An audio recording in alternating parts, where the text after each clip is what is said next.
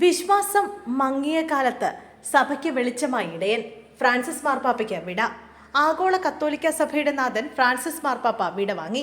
വത്തിക്കാനാണ് വീഡിയോയിലൂടെ വിയോഗ വാർത്ത അറിയിച്ചത്. ബ്രോങ്കൈറ്റിസ് ബാധയെ തുടർന്ന് സുഖം പ്രാപിച്ച് വിശ്രമത്തിലായിരുന്നു അദ്ദേഹം.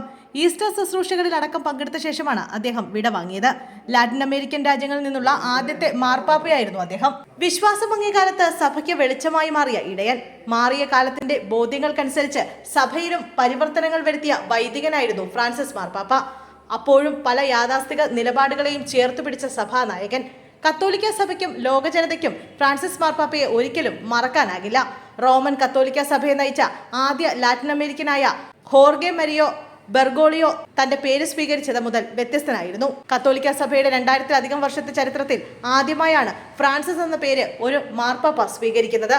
പാവങ്ങളുടെ പുണ്യാളൻ എന്നറിയപ്പെടുന്ന അസിസിയിലെ വിശുദ്ധ ഫ്രാൻസിസിന്റെ പേര് തെരഞ്ഞെടുത്തതിന്റെ അർത്ഥതലങ്ങൾ വലുതായിരുന്നു. മാർപ്പാപ്പയായ ശേഷം വത്തിക്കാൻ കൊട്ടാരം വേണ്ടെന്ന് വെച്ച് അതിഥി മന്ദിരത്തിലെ സാധാരണ മുറിയിൽ താമസമാക്കി.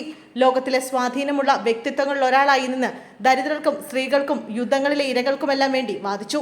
യുദ്ധങ്ങളെ നന്മയും തിന്മയുമായി കാണരുതെന്ന് പറഞ്ഞ മാർപ്പാപ്പ യുദ്ധങ്ങൾക്കെതിരെ നിലകൊണ്ടു. സ്വവർഗ അനുരാഗികളും ദൈവത്തിന്റെ മക്കളാണെന്ന് പറഞ്ഞ് ചരിത്രപരമായ നിലപാടെടുത്തും അദ്ദേഹം വ്യത്യസ്തനായി. ബെനഡിക്ട് 16 മാർപ്പാപ്പ സ്ഥാനത്യാഗം ചെയ്തതിനെ തുടർന്ന് 2013 മാർച്ച് 19 ഫ്രാൻസിസ് മാർപ്പാപ്പ കത്തോലിക്ക സഭയുടെ 266 പോപ്പായി സ്ഥാനമേറ്റത്. കർദിനാൾ ബെർഗോളിയോ എന്നതാണ് യഥാർത്ഥ പേര്. വിശുദ്ധ ഫ്രാൻസിസ് അസീസിയോടുള്ള ബഹുമാനാർത്ഥം ഫ്രാൻസിസ് എന്ന പേര് സ്വീകരിക്കുകയായിരുന്നു. ബ്യൂണസ് അയേഴ്സിൽ ഇറ്റലിയിൽ നിന്ന് കുടിയേറിയ മരിയോ ജോസ് ബെഗോളിറ്റിയുടെയും മരിയ സിവാരിയോടെയും 5 മക്കളിൽ ഒരാളായി 1936 ഡിസംബർ 17 ബെർഗോളിയോ ജനിച്ചത്. പോപ്പായി തെരഞ്ഞെടുക്കുന്നതിന് മുമ്പ് ബ്യൂണസ് അയേഴ്സ് രൂപതയുടെ തലവനായിരുന്നു അദ്ദേഹം. ലാറ്റിൻ അമേരിക്കയിൽ നിന്നും പോപ്പായ ആദ്യത്തെ വ്യക്തി കൂടിയാണ് ഫ്രാൻസിസ് മാർപ്പാപ്പ. ക്രിസ്തീയ സന്യാസി സമൂഹമായ ഈശോ സഭയിൽ നിന്നുള്ള ആദ്യത്തെ പോപ്പ് എന്ന നിലയിലും അദ്ദേഹം ശ്രദ്ധേയനായിരുന്നു. സ്ഥാനാരോഹണത്തിന് ശേഷം സഭയിൽ പുതിയ മാറ്റങ്ങൾ അദ്ദേഹം വരുത്തുകയുണ്ടായി. അതിനാൽ മാറ്റങ്ങളുടെ പാപ്പയെന്ന് മാധ്യമങ്ങൾ ഫ്രാൻസിസ് മാർപ്പാപ്പയെ വിശേഷിപ്പിച്ചിരുന്നു.